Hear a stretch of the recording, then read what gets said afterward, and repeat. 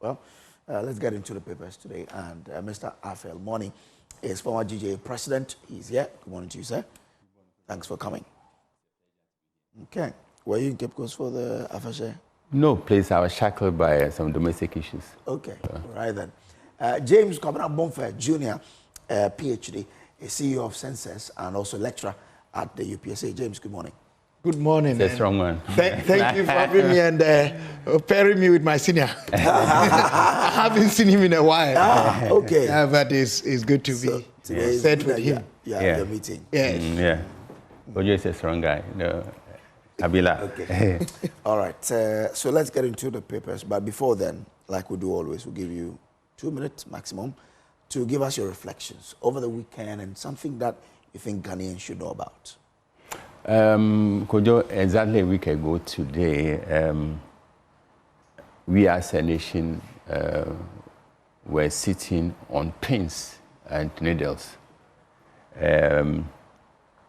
prior to the Akwete by-election, which you masterfully covered. Thank you. And the prognostications were gloomy, and the standards of policing in previous by-elections were faithful. So many of those who were gripped by fear that something untoward was going to happen, and that was going to send our democratic decline, further down the hill. But the IGP and his men stamped the authority in Akwete and delivered a distinctive service, which will go down history as one of the best conducted by-elections or elections in this country.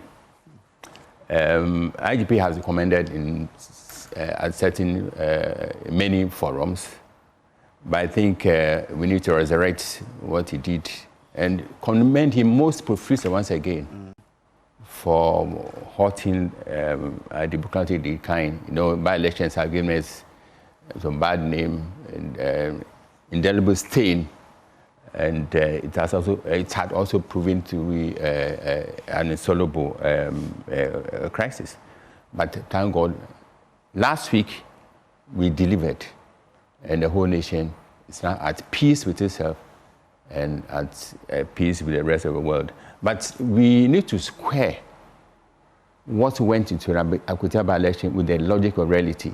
The cost certainly made a monstrous hit at our budget and the economy as a whole.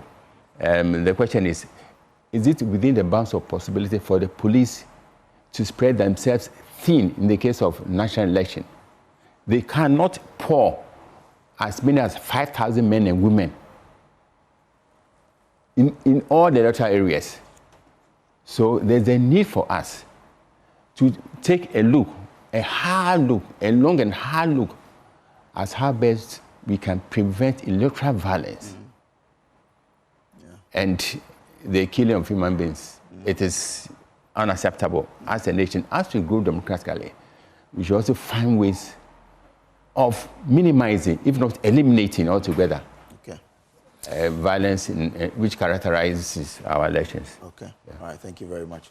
I mean, yesterday, at the last week, or not 2 weeks ago, because I was told the previous week that I'll be going to Akwete, I had to go to my superiors and ask them why they decided that I should be the one going to Akwete.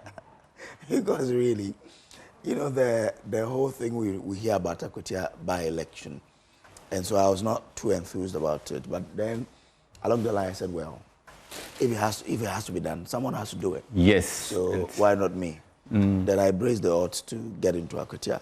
On the Monday, I enjoyed it.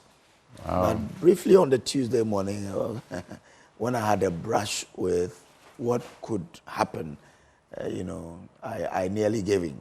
But thank God that everything, came to a... And your colleague also deserves a commendation, highly, Jacqueline. That's a joy in his character. Wow. And let me also see the opportunity to also sprinkle stardust of commendation on all the journalists who were on duty at Akwete. They really gave journalism a very good name. Yeah. I think one thing I learned from Akwete was, and I was telling myself throughout, we have to do responsible reporting. So, for example, do you have to give microphones to anyone? Sure. And just anybody to speak? Sure. I decided no. Because there were people, when you hear them speak, it inflames certain passions. Certainly. And also, I saw a lot of some misrepresentation of fact. So they were speaking, you know, in anger, but based on wrong information they've been provided. So I felt that the journalists should be careful who we hand the microphone Certainly, to. yes. Yeah. Responsibility should go in tandem with freedom. Yes. Yeah, otherwise, you know, chaos will be the result. So it's one thing that resonated with me when I was there, and that maybe going into the future, we need to tell ourselves. Sure. You need to be responsible when you're covering. Sure. So ask yourself, this person that wants me to interview him or her, what will she add, or will he add to the whole coverage? Yeah. Will he cause people to get angry and take up arms? If that person will, I won't give you the microphone. And I think that going to the future, maybe all of us should do it. So there were some few skirmishes and threats against high-profile personalities, but all these pale into nothingness. Yeah, as compared to the overwhelming success of the by-election. Yeah. Coming Bomfeh PhD. You have your 2 minutes now. Well, I think I have two things. One leaning on what you have just said. I think that we have a beautiful country. If we want to make it beautiful, it will be beautiful for us. And if we see ourselves as beautiful people, we can make the best of each of us. You know, Franklin Delano Roosevelt once said that there are many ways in going forward, but only one way in standing still. So if that is the case, and we have been brought up or brought together in our differences and our diversity, what stops us from appreciating that it will take tolerance and forbearing one another to be able to work together, appreciating that, you know, the best in each of us cannot be better than the best in all of us put together and working together. Okay. So, yes, why did we have to have a repetition of some of the mistakes that have been associated with by-elections, raising tensions here and there needlessly? And I think that we would thank God and thank ourselves that we were able to reduce the skirmishes. But the few skirmishes were untoward, and we need to talk against those ones. I mean, threatening death on one another, it's just unbecoming of all of us. Then again, I'm concerned about our willingness to learn as a people. Okay. As a person of interest in the removal of the Chief Justice, my organization and myself, we have still been digging around it, and we felt that this was an opportunity for the nation to learn from our history, our past, and going forward in dealing with members of that branch called the Judiciary. And we saw this matter as beyond the Chief Justice in question, Madam Gertrude Tokunu. It's about our constitutional architecture and having separation of powers in there, and the historical narrative. Why from 1960, the 1969 Constitution, 1979 Constitution, and the 1992 Constitution, you know, took away the power from the president to directly revoke the appointment of a Chief Justice, and inserted in the processes that in the words of the framers of the Constitution would make it difficult for any executive person to get up and just do as we believe was witnessed. Because really what President Mahama has done is not different from what President Nkrumah did in 1963 or 62, revoking the appointment of Justice Sayako Kosa. There's no difference. You see, as we speak, 5 cases are pending at the Supreme Court, challenging the constitutionality of the process. The process has ended. The president has removed the Chief Justice from office. What becomes of that? It was intentional. And each of those 5 applications also moved for an interlocutory injunction stopping or suspending the work of the committee pending the hearing of those cases. So why did the committee go ahead to conclude? The Supreme Court said the committee could go ahead. Okay. Considering that the issues we had raised substantially will be addressed at the committee level. The committee failed. And I'm not the one saying it. Mr. Ikwe Otu, who represented the Chief Justice, has told the whole world that even their closing address was not presented. And yet we have a decision reached. And that's why I'm saying it's no different from what President Nkrumah did. But you know, for me, we will need to bring closure to this matter at some point. However, we need to come to a certain understanding that it won't take one side or one group of people to reorganize this country and make it how we want it. Perhaps the president and his team may have to reconsider their reset agenda. The reset itself may need a reset. Really? I think so. The way they are going about things, they are putting and pushing this country on a certain edge. But he did not infringe. He did. The Constitution. He did. I'm saying, you see, and this is the point. Article 146, people have said is nebulous. Well, and that is why we have the Supreme Court. In 2005, thanks to one Ajechu, there was a question about the operational direction of Article 146. And the Supreme Court. And people must read the Ajechu case. It was not only the lead that judgment given by Professor Dateba, Professor Madibo Okran, Madame Sophia Akofo, Georgina Wood, Justice Asiama, and then Ansa. They all gave different versions in agreeing with the lead judgment and gave a prescription. They gave a prescription. And as far as we are concerned, within our legal system in Ghana, it is not so much what this Constitution 1992 says by letter, but what the Supreme Court interprets of it is what becomes law. Were those prescriptions sidestepped by the committee? Yes, not the committee, the president. First, the president. All right. That there must, first and foremost, be the establishment of a prima facie, which was not done. And I've said this.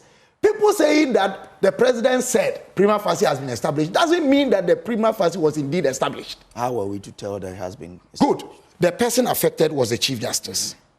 The prima facie establishment meant that, look, there's a case for you to answer. And according to the Ajechu case, that Justice Depa said that it is not just the allegations that are contained in the petition that matter, but putting weight on them. And in this case, the Chief Justice was given the opportunity to respond to the petitions. As we speak now, we have not been told that the responses that were given by the Chief Justice to the President in consulting with the Council of State were a nullity. So I said, the nature and the way the President was going about it, the committee too will reject everything that the Chief Justice will say, because that's what the President did. And we have, fortunately, the example of establishing prima facie by Justice Sophia Akofo. In the case of the removal of the 3 heads of the Electoral Commission in 2018, she sifted through the petitions and threw off 2, sustaining 2, and argued why those 2 had established prima facie and why a committee, the Justice Bene committee, should go into and hear. And the report is here, how they went through it thoroughly. This was missing in this particular instance. And given the fact that the lawyer representing the Chief Justice has told the whole world that issues that they have put up, including the conditions of service by Chief Justices, was put before the committee and the committee disregarded it. Who am I to say that this was fair? So you agree with the people? From the beginning to the end. So you agree? It violates the letter and the spirit of the Constitution, so as interpreted by the Supreme Court. Those people who say this was predetermined. Yes, I agree with them. I agree with them, of course. And if you go to the facts. It will support so. The president had said it and promised his party loyalists that this is what they were going to do. They've done it. And I want to say that it was just like giving the dog a bad name to hang it. And after hanging it, say that the dog had actually done things that were consistent with the bad name he had been given. But did you hear the president talk about removing the CJ himself? Did he ever say that? Let me repeat what he said. He said there was a need to reset the judiciary. Okay. And they did not believe that the current Chief Justice could lead that process. He said that? Yes, he said that. Not once, twice, thrice. That in resetting the judiciary, yes, the current he cannot lead that process. I'm not the one saying it. But you see, it is confirmed by what the narrative I've given you.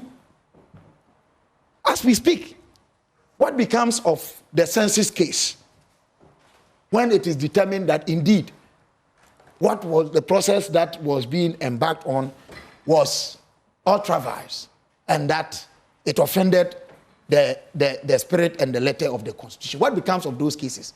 We've rendered them moot. So if I say that as an interested party, there was a predetermined agenda to go about what has been done, where is my error? But for me, I think that as a country, we need to learn to stop grieving people. We grieve people a lot. And when they pray, as a man of faith, I believe that it will have repercussions on us. And it doesn't augur well for us as a people. Okay, all right. That's James Kwabena Bomfeh there. We've been joined by Suhoyini, Al-Hassan Suhoyini. Hamza. Oh, I almost replaced it. Hamza Suhoyini, lawyer and a member of the communications team. Hamza, I'll give you 2 minutes as well to give us your reflections, and then we'll delve into it. Good morning to you. Good morning to Mr. Alfred Mono. And of course, my own brother, Kabila, and your production team as well. 2 minutes. I hope I'm able to do that within 2 minutes because on my way here, I was listening to my brother. Do your independent reflection. Unfortunately, you have given me a topic for me to do my reflection on today, in all honesty, because of your submission. And that has always been the problem with this country. You see, we arrogate to ourselves certain technicalities or specialties when it should be obvious that we are challenged when it comes to these special areas. And I think that we do so because we are given the opportunity and there's a mic before us. And so as political communicators or as social communicators, we think that we are clothed with the knowledge to comment on any issue, believing that indeed our views on it should surface. Look, the law is not just like any other field of study. Decisions from the Supreme Court is not just like any other field of study. Interpretation of the 1992 Constitution and its application is not just like a political theory in practice. Indeed, specialties are required for you to, first of all, appreciate the spirit and letter of the 1992 Constitution, the political objectives behind that document, and most importantly, its application. And listening to my brother on my way here, I got one conclusion. He's clearly tangential when it comes to both the interpretation of that Constitution, case law, and the political objectives behind the 1992 Constitution, and specifically Article 146. Around this table, we have had cause to debate the legality or otherwise of Article 146. And it has been established that as far as it is part of the 1992 Constitution, it forms part of the legal jurisprudence of this country. But where did he go wrong in his analysis? I'll get there. It is part of our legal jurisprudence as a country, my brother. Now, that Article 146 prescribes a procedure. Yes. When a petition is received by His Excellency President Mahama for the removal of a Chief Justice, it is erroneous to create the impression that as dictated by Article 146, the decision to reach a prima facie case was a decision of His Excellency President Mahama alone. It is the wrong impression to send out there. And it is a misinterpretation of the 1992 Constitution and Article 146. It states clearly that the president must reach that decision in consultation with the Council of State. And that brings us to the political objectives behind the 1992 Constitution. The Council of State was not created just as an ornament within the 1992 Constitution. It is because we felt that we needed to have an upper body to be able to put the executive in check when it comes to many of these constitutional interpretations or constitutional provisions as to how to operationalize them. And so the Council of State's role cannot be mere. The Council of State's role cannot be cosmetic. And so that decision to establish a prima facie case was reached in consultation with the Council of State. So Hamza, isn't it interesting then that a former Chief Justice on the Council of State comes out clearly to disagree with my brother? I will get there. I will get there. I will get there. Don't rush. We are doing 2 minutes. Yes, no. But I listened to him. He did more than 2 minutes, and I'm sure your viewers will agree. Please. So you see, that is one fact we need to establish. Again, I listened to him question the reaching of the prima facie determination by His Excellency the President and Council of State. He is not the first person to have raised these red herrings about that particular decision. Indeed, the Ghana Bar Association, of which I'm a member, was the first to issue a statement to question and even proceeded to threaten that if indeed His Excellency President Mahama fails to make available the contents of that particular determination, they were going to proceed to court. How many months now? Have you seen the GBA in court? And when they released that statement, many of us told you, those of you in the media, that the GBA itself lacked an appreciation of Article 146. And that was the reason why they rushed to release that statement. That threat, has it been materialized? Absolutely not. Because Article 146 is clear. Many of these things are supposed to be in camera. You cannot violate the Constitution by making such a determination public. And so that point needs to be made. Hamza, hold on. So that you're saying that, so the determination could be made without any explanation to the person involved, just to say a prima facie has been found, has been established against you. That's it. The person, those who are to take that decision owe the person involved no explanation. That is why the Constitution says that after that determination, a commission of inquiry should be instituted. Please, and the person has an opportunity. What about the case in point that James referred to? Because a decision by the Supreme Court becomes also a law. I will get there again. That is another misinterpretation of the decision of Frank Achechum. Hey. And I am telling you on authority that what he did this morning was simply to jettison the legal principles as espoused in Frank Achechum.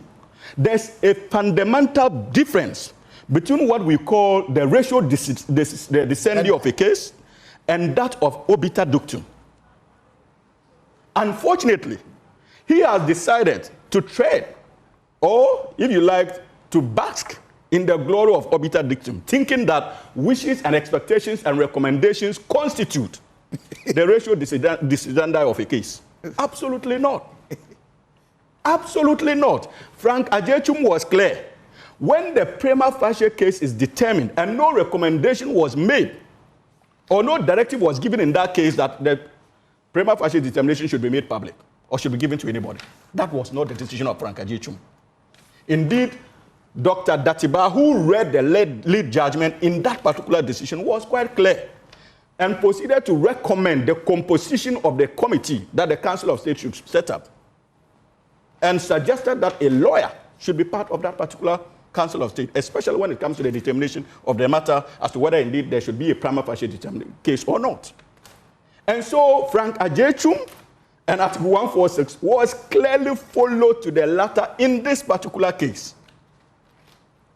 He made references to the fact that there were cases in court and that what the president has done. Just a bit of clarification. You said the lead judge made a recommendation that a lawyer should be part of the committee.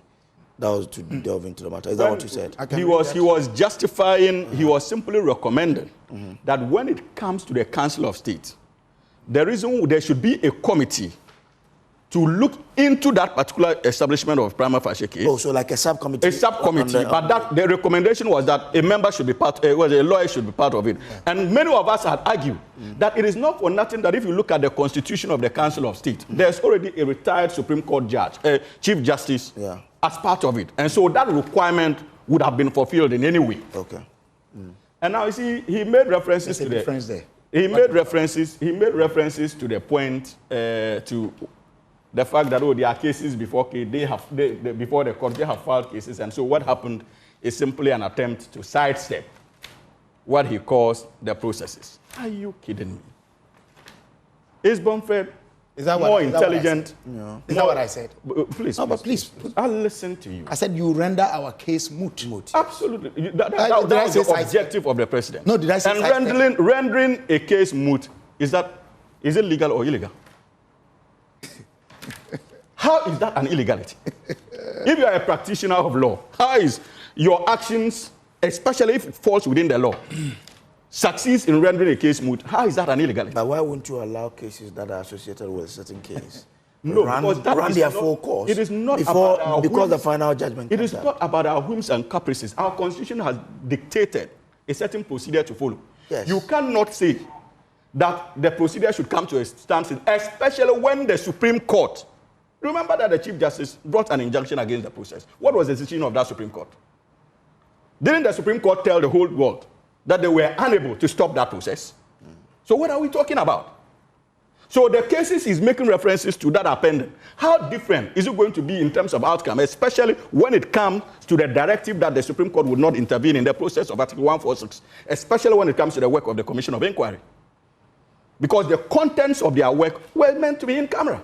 But with such a critical in decision... any case... Hamza, hold on. But with such a critical decision to be made involving the Chief Justice, why wouldn't the court allow the processes that have been filed against that particular case to run their course, their courses before the right... Why are you still going back after I have answered? You have told you that the Article 146 prescribes a procedure to follow. And I'm saying... And I'm telling you that the Supreme Court is not about why. You are asking the question based on your wishes.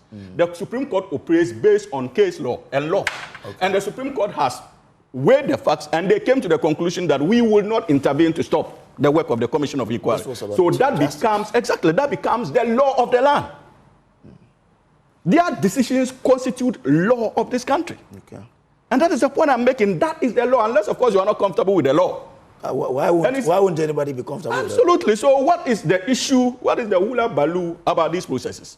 Then my brother made reference to the fact that deliberately rendered. Let me make this point. The prescription of Article 146. I wish you wish you had. Oh, no. These critical questions. I'm trying to get you to educate all of us. Yes, I'm saying that this Article 146, the prescriptions there, do you think there is no ambiguity about some of them? That now people are even saying that there should be clarity exactly as to what should happen when these cases come up. Our constitution prescribes that if you are convinced that there's an ambiguity about a particular provision, you are given the legal impetus under the same constitution to go to the Supreme Court for interpretation. Okay. Until that is done, this is the law of the Republic of Ghana. This same Article 146 has been used severally in the past. And so when it comes to the Chief Justice, it is not special. It is simply an operationalization of a constitutional provision that is on our law books as a republic. And that's the point I'm making. How has he forgotten the fate of the former Auditor General, Daniel Domilevo? When the cases were before the court, did that stop Mr. Daniel Domilevo from getting to his office? Didn't it stop him from getting access to his office? After the judgment, what happened? What discussions did we have in this country? Were we not concerned about the fact that indeed, okay, the judgment has come at a time that it had no value to the gentleman?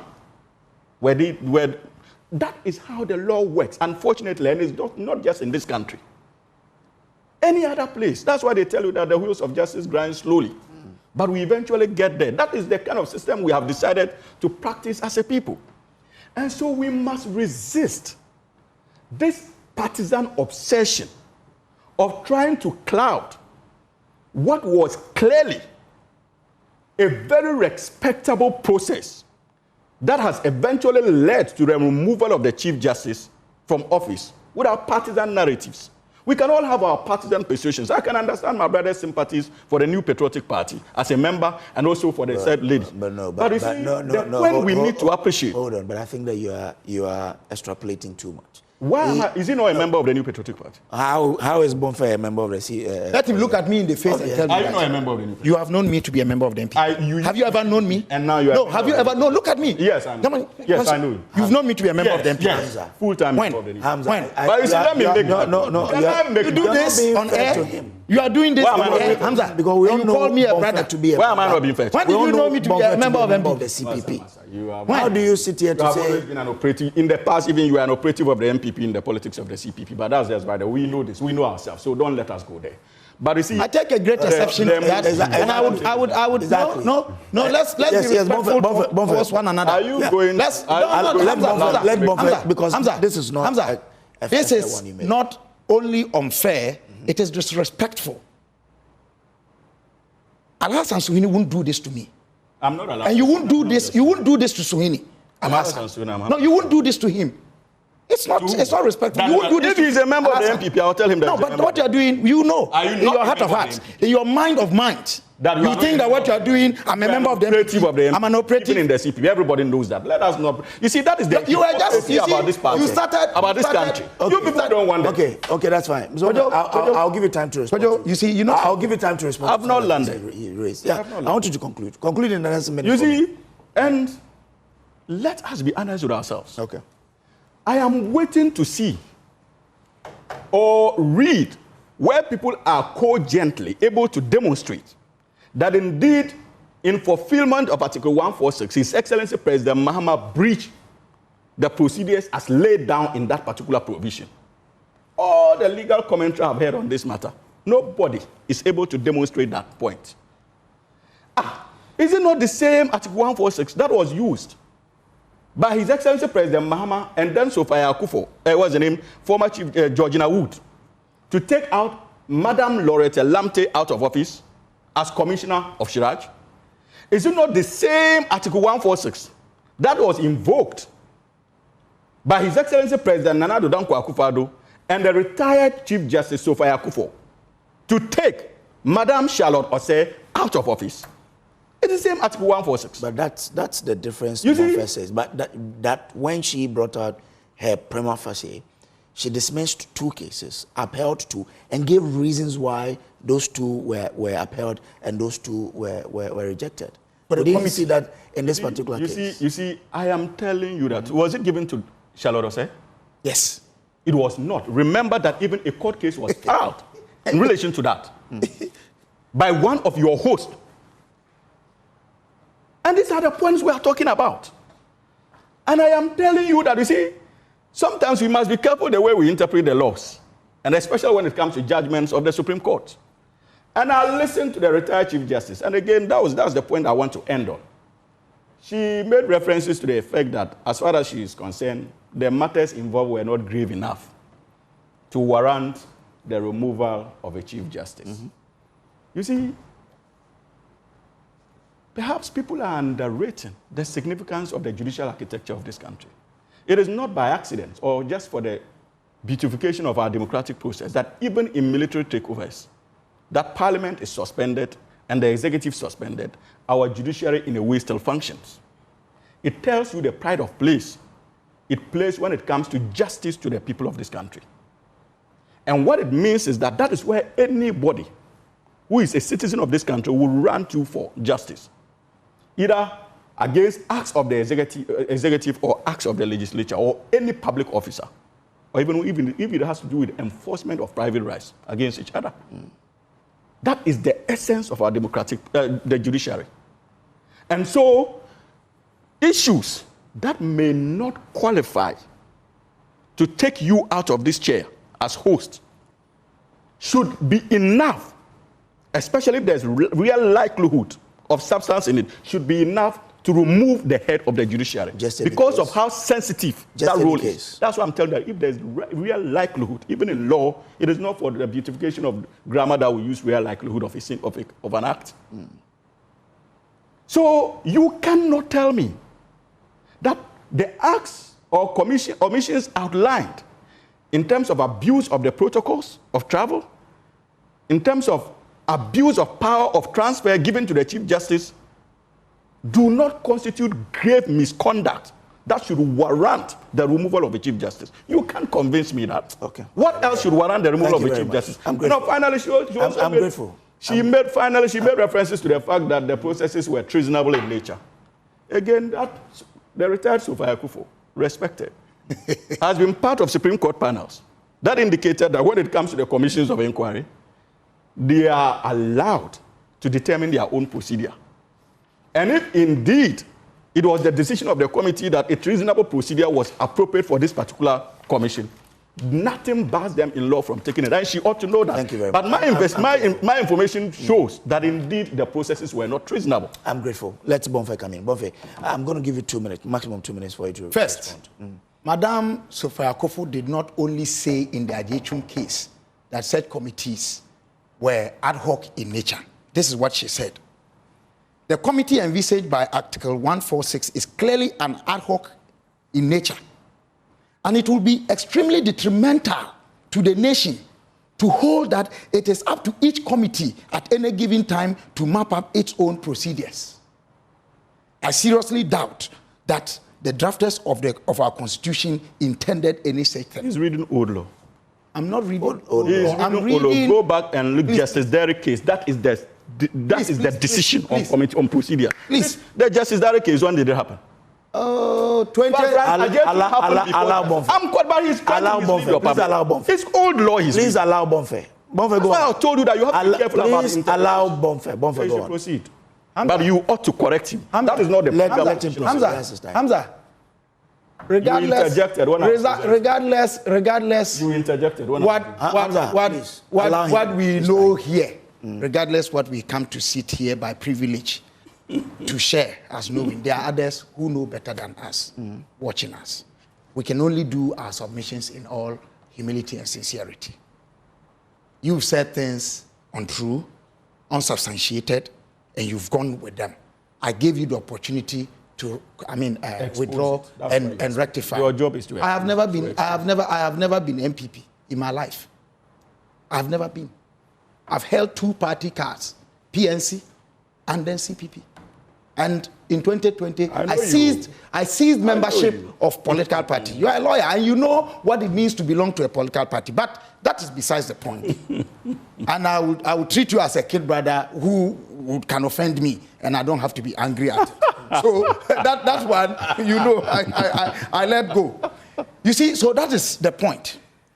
Now, on the issue of the Council of State and the President in reaching a determination, seeking the assistance of a lawyer, it was not just the composition of the Supreme Court, the Council of State having a Chief Justice, a former Chief Justice as a member of them. This is what Dateba, his lordship, said.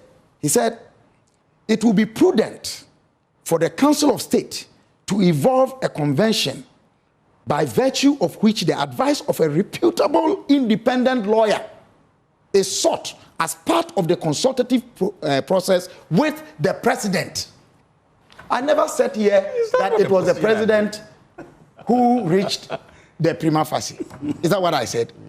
What I said was that it did not lie in the mouth of the President and the Council of State to say that they've reached a Prima facie and we should take it as hook, line, and sinker. And that the person affected, the person to respond to the established Prima facie must know. And the Chief Justice has said time and again in open court that she hasn't been told. At the committee level, she said it. She held press conference in this country on 25th June 2025 to tell the whole world. And you are saying, as a lawyer, that there's nothing untoward. Really? My issue is this, and perhaps if Hamza had been here at the foundation of my opening statement, he would not have been worked up the way he came and met midway. I said that I felt this would give us an opportunity to learn. Unfortunately, as a country, we aren't learning. Isn't that what I said? Mm-hmm.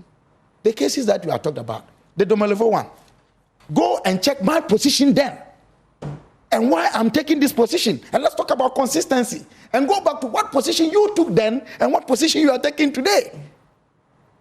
When you dazzle about positions and you come to the consistent position someone is being on for years now, and you say that the person is rather partisan, is that fair? Is that fair? You see, as far as I'm concerned, this matter may have been ended with the removal of the Chief Justice. She's gone. And I said here on your set that where we had reached, even if the president concluded with the committee that she should go back to work, she could not work in practice because of what had happened in technical and practical sense. She could not. Okay. But this matter won't end with our banters on this set. Okay. It will continue to be discussed in our classrooms. It will be discussed on our platforms such as this. It will be discussed in our homes. And it will be a matter that will rage in our consciences. And I can tell you, the earlier we did justice to this matter, the better. Look, Kojo, it is not for nothing that our senior and our brother, the majority leader, the Honorable Member of Parliament for Boku Central, Hassan Ayarga, has said that, Mama Ayarga, has said that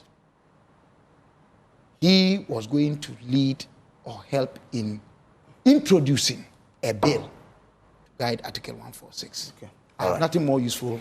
Thank you very much. I'm grateful. At 38 after 7 a.m., we need to move on now. I have the BNFT with me. Evans, I have the right of report. I have the custodian. Please. I have the Economy Times. That will not be fair. I have the Ghanaian Publisher. Okay. The Insight as well. Now, on the front page of the... I'm not going to let this one.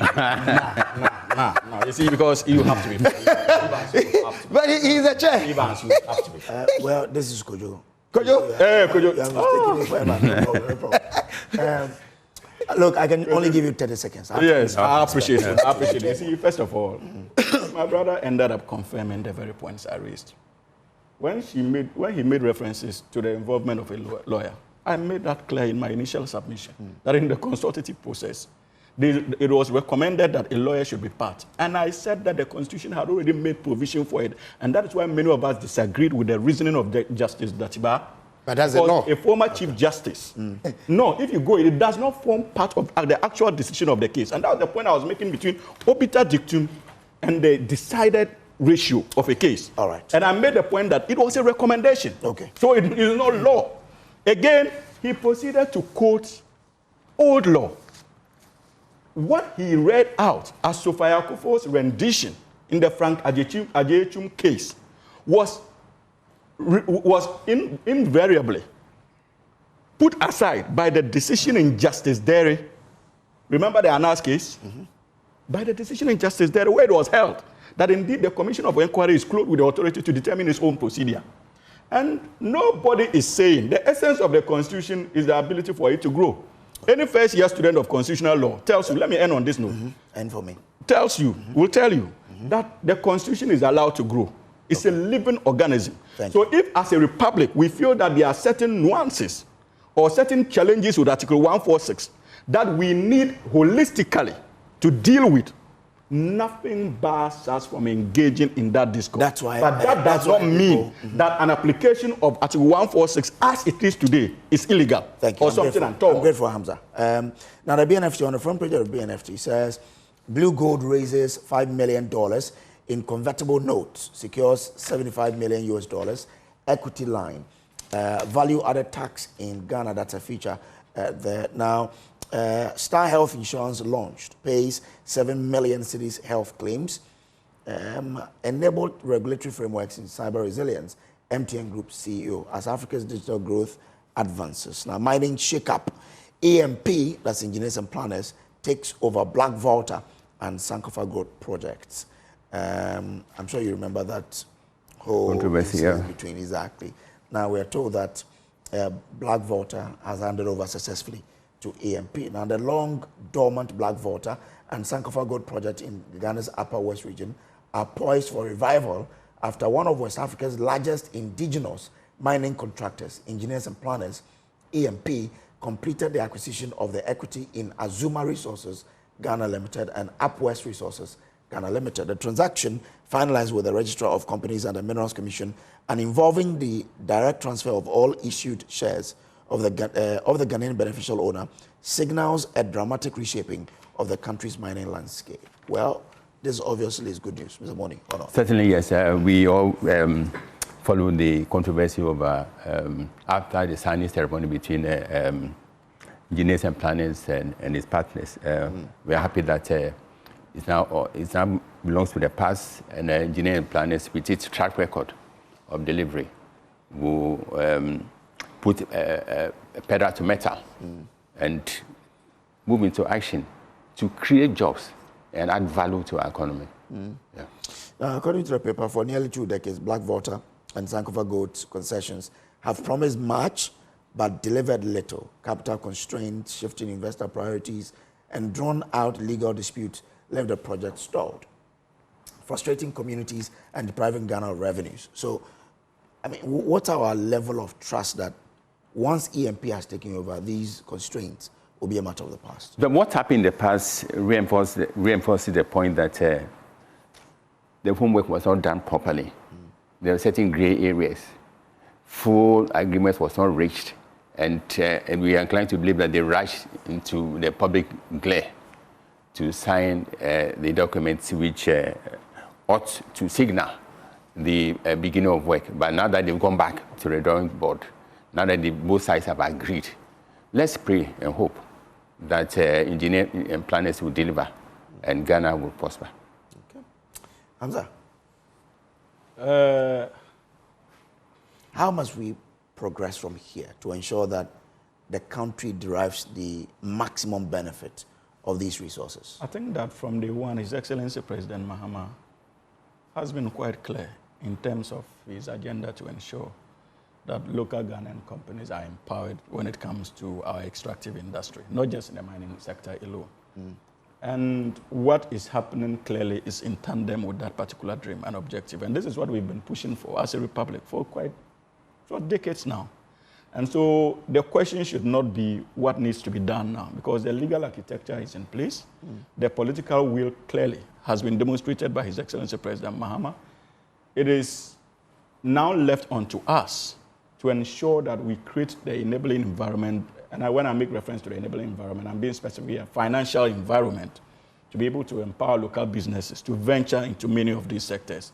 And the ENP success in this particular regard should be an inspiration and also an invitation to many of our Ghanaian businesses to consider going in that direction. You see, when this issue first broke, many of us cautioned against politicization or needless politicization of that banter.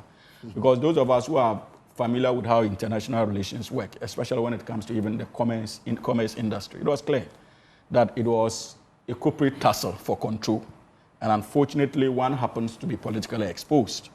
And because of that political exposure, we all decided to run into the commentary, even deciding not to be mindful of the fact that the whole processes predated the presidency of His Excellency President John Dramani Mahama, for whose reason one of the gentlemen at the center of that particular tussle was politically exposed, because many of these interventions or agreements happened under His Excellency Nana Addo Dankwa Akufo-Addo. And so many of us argue that we must begin to move away from that unnecessary politicization. What has played out today clearly vindicates that position that, look, they have found ways in the boardroom to resolve their differences. And I'm glad that Azuma Resources took the initiative to again kept the public informed by releasing that particular press statement. And so it's commendable. We all must be interested in how it proceeds from here as citizens of the Republic. We must all be watchers, because if engineers and planners succeeds in the Blackwater, the benefits will not just be to an individual. It will be to many of our compatriots out there who are looking for job opportunities. It will be to many of our compatriots out there who are seeking mentorship. And of course, that environment would have been available to them. And I am glad that at least many of our Ghanaians, even regardless of the political constraints, many of our colleagues and our senior brothers out there are still taking the initiative, despite the turbulent political temperature that we have created in this country. And I say we have created, I'm not referring to only one political party. We all have played unacceptable roles when it comes to that unfortunate political temperature. And the time has come for us as a people to appreciate where our politics must end and where we need to privilege that national drive to ensure that we develop our, what we call in economics, I think it is called, is it your competitive advantage, right? Yeah. To take advantage of our competitive advantages and develop it and try to insulate it from our needless political temperature and understand that, look, that is the only way we can truly develop this country. That's a tall mountain to climb. I know. Insulating. It's going to be difficult. This is progressive, yeah. This point is progressive. But why is it starting now? No. You see, why it's not starting now. I can give you examples of businesses. I'm just making a call, and I made a point that in the past, we all have been part of that unfortunate political temperature. But even though the person But again, there's absolutely nothing wrong with it starting now because this government promised a reset. Okay. And what that reset means is that even we are going to take decisions that unconsciously or consciously will contradict stance even NDC leading members took as far back as 1992. Okay. Because we appreciate that this is a golden opportunity for us to get things right. His Excellency President Mahama has one term. And so he's also insulated from the needless political pressure that drives allocation of limited national resources. So he has an opportunity to invest in sectors that can truly benefit us without being unnecessarily constrained by parochial partisan injectives, or if you like, direct initiatives. And that is a golden opportunity that we can take as a people. And I am not making that call now. I can give you examples of President Mahama having made that call, that there is the need for us to move away from heated political temperature as far back as 2008 when he was even running mate to His Excellency President John Evans Atta Mills. That track record is there. 2008? Yes, as far as he was a running mate in that election. Have you forgotten? Yeah. To President John Evans Atta Mills. Yeah. So, and his character is known to many of us, even including our opponents in the New Patriotic Party. It was not for nothing that when he first emerged, those who spoke highly of him were actually NPP senior members. All right, thank you. So that record is there. We just have to take advantage of his presidency to ensure that we try to take advantage of many of these sectors for the benefit of the entire republic. James Bomfeh. Well, I want to begin by saying that to build this nation indeed will require collective hands. And that would be to accept that in Ghana, we are made up of people more than those who choose to do partisan politics. But even more, Ghana is more than NDC and MPP.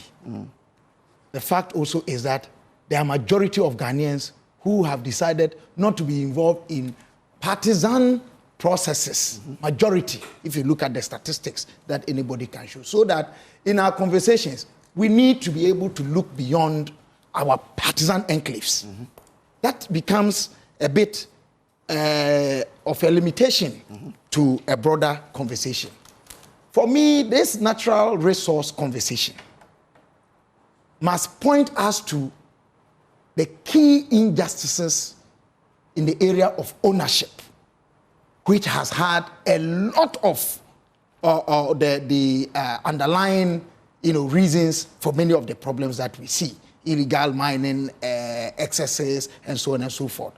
And also limiting private involvement in what we do and how well we do it.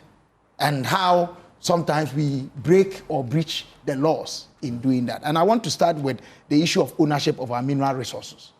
The prevailing law or legal regime is that it is 100% the state. Yeah. That is a colonial relic flowing from the failed Crown Land Bill of 1898. after there was a resistance through the Aborigines Right Protection Society and their friends in the United Kingdom that, no, we will not allow, the state, individual and family lands to go into the state, just because minerals are there. And in 1913, a study was done to establish that the entire bed of Ghana, the land bed of Ghana, from the north to the south, to the east to the west, we are sitting on gold. So if you don't take care, then it means we are going to have a situation that as we have in South Africa and East Africa. And then subsequently we said that beyond what they said, that if you find a mineral, seek permission from the state actors before you can go and mine. Now we said the mineral belongs to the state and it is held in trust by the president for and on behalf of the people of Ghana, denying the people who own the land any right to those things, except to say that when we have mined, we paid some royalties and they get a share of those royalties. That legal regime must change for the people to have a fair share in the ownership. And it's my proposal that the state should take 65% because of the overarching role the state plays. Let the owners take about 20% and let the local authority, who will also be acting in a capacity as the state anyways, to have about 15%. That is a proposal. We can discuss it and look at it. Okay. Then beyond that, the laws that we have in business, contractual engagements, acquisition, let them work. Our biggest problem in this country is infidelity to the law. And if you like playing caricature or convenience, when it pleases us, this is okay. If it does not, that is okay. If it is being done by us, this is the law. If it is not, no. We cannot have that kind of system. And remember that at the end of the day, promoting Ghanaian involvement in some of these things, it's not just about the economic benefits, but it's actually creating wealthy people in the country who can contribute largely to the wealth of the nation. And it will stay in here. So we must do it. But in doing that, we must do it the right way. And that is where we need to accept, for me, it doesn't really matter whose relation is doing what business. Once they are doing it cleanly, and they are doing it rightly, let us not jump into this issue about family and friends, whatever. In the end, how many people even know that Hamza is my brother? Except, but for he going the tangent, he went, yes, troublesome kid brother. But he started by exposing that, look, he's my brother. So we are brothers and we are sisters. And kid brothers are allowed to be troublesome. Sure, that's why I said I'll let you go. But the point I'm making is that if tomorrow Suhini is in NDC and His Excellency John Dramani Mahama appoints him to a ministry, and he says that, oh, my brother, I know you have technical expertise in this area. Come and help us do that. I go there, and then somebody says, oh, don't you know that he's his brother? So what? We should allow merit to work, whether it is by blood or it is by familial relationship. Let's look at the output that will come out of it. And it should be a compelling reason why we must up our game as politicians and see that we can be better than this. If you look at all of us, one way or the other, if we are not related by blood, we'll be related by some social... The danger also is that... Let me finish. I've not concluded. But we'll be associated or related by some familial relations, one way or the other. Old schoolism, religion, and so on and so forth. But the caution for me is putting those familial and blood relations ahead of competence or ahead of merit. That we must guard against. Okay, all right. Yes, but, thank you very much. Quickly. 30 seconds. Yes, I think that I can understand the...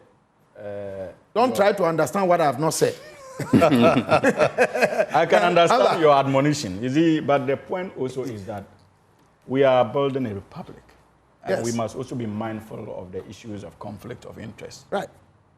It's an unruly horse, and there's absolutely nothing wrong if we put in place mechanisms to check them. For example, I do not think that if you are a member of state or a minister of state, part of cabinet, no matter how you present it to me, it doesn't make sense for your companies to be interested in acquiring state properties, especially when you sit in the decision-making process when it comes to cabinet. So many of these things raises issues of conflict of interest. And though you are allowed to do your business, I'm just giving an example. But that's not where I Again, if you are minister responsible for finance, we must be concerned based on the executive authority that we have given you. If you have business relations that seem to be interfering with your work, concerns are raised. If this is meant to respond to me, then unfortunately, you are digressing. Hamza, no, I'm not responding. You are saying that if your brother is the president and you get the EMP gets searched, that one is okay. It shouldn't be a problem. I don't think that, for instance, let me give you an example. When His Excellency Nanado was president, if Nanado had family relations who were not political appointees, nothing should bar them from going ahead and doing their businesses. But me seated here, if my brother becomes president and I am made a minister of state, that's an example. And you wake up on a daily basis to hear that Hamza Sohino, who is a businessman and also minister responsible for, say, roads and highways or transport, is also engaged, his company is engaged in business, it will be unethical. There will be questions, there will be issues we need to talk about. Ibrahim Mahama is not an appointee of this government. Thank you very much. He's a businessman, so he should be allowed to do his businesses. Simple as that. Let me come to Mr. Moni. I think there are issues you want us to look at from your papers, right? Economic Times. We're just wrapping up, so yeah. Economic Times, Kokobo begins servicing restructured debt, but restrictive new EU regulations begin at year's end. CD falls 13% in Q3, but stakeholders upbeat about current trend. Gold price could hit $5,000, and this is coming from Goldman Sachs. He's warning investors to rush for safety. Okay. So do we and get a gold? Okay. Is that it? Yeah, yeah. Okay. Economic Times, yeah. So Bomfeh, is there any other issue from your paper you want us to look at? We're just over some 2 minutes. Oh, I just want to newly sworn in Prima executives target reforms. Yeah.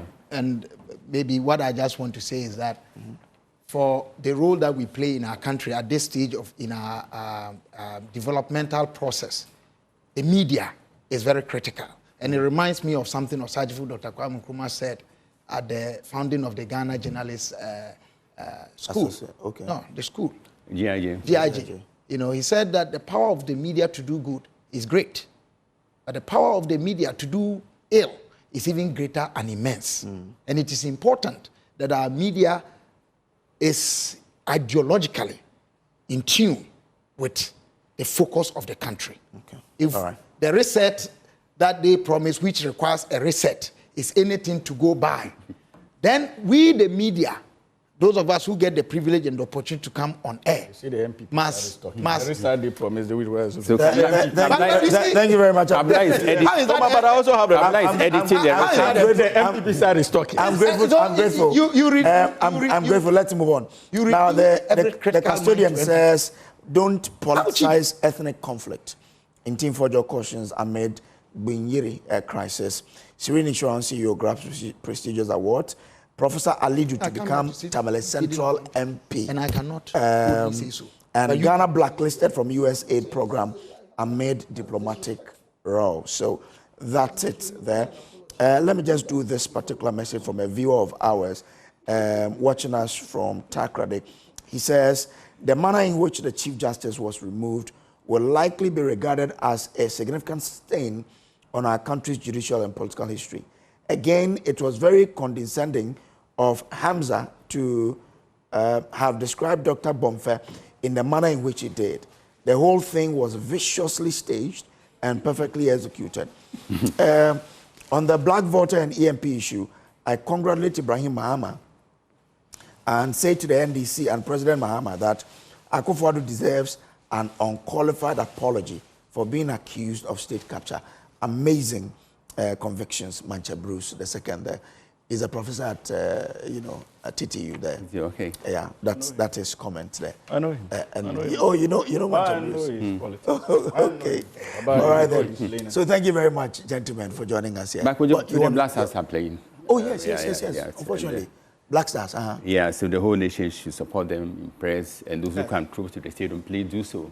We need a 3 points at all costs, by all means. To qualify for the World Cup. To qualify for the World Cup. We cannot, we dare not fail to qualify. We wish the Black Stars a win. See, I'm proudly wearing my red, gold, green. Yeah, I see it. Of course, of course, of course. Hamza, of course. Same, I think that I wish them the very best, and hopefully we all make time to cheer them on today. Yeah. But let me also end on this note, that we would do everything as a government to conduct our politics differently this time around. We would be sensitive to the plight of the ordinary Ghanaian. We would be mindful about the views of our opposition members and do everything within our power to actually leave a true legacy for His Excellency John Dramani Mahama and the NDC, so that at least the Ghanaian people will continue to give us their confidence. And be bold to declare our partisan affiliation. And your elder brother. Anyway, congrats to Mr. Ibrahim Mahama and his EMP company. They've done well. I think if you look at the interventions that Mr. Ibrahim Mahama does, especially in healthcare, it's good. And the ownership structure of his company ignites a sense of national pride. Okay. I think we all need right to. Then. Yeah. Let me say good morning to some people who are watching us now. Sergeant Joyce Owusu-Pokia, you are at Grand Quanta Police Command, you're watching us. Corporal George Amankwa, a.k.a. Shatta, you're watching.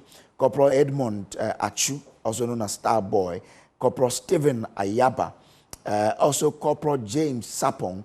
DSP Thomas Tulasi, you are the commander of the Hunter West Police Command. Thank you very much. ASP Kofi Dako and Chief Inspector Bossman Appington, Bismarck Appington. You guys are doing some fantastic work for Hunter West, and we appreciate you. We are grateful to you. Thanks for staying with us. We were joined by Mr. Afil Moni, former president of GJA, James Kwabena Bomfeh Jr., PhD, CEO of Census and lecturer at UPSA, and also Hamza Suhuyini, lawyer and member of the NDC's communications team. Well, this is still the AM show. We'll take a break here. When we return, we'll delve into our big stories. You want to stay to know how some people have perfectly transitioned BC into a very money-making machine, employing several techniques to just make sure that they aid our students in cheating and making money from that particular practice. Stay with us here on the AM show.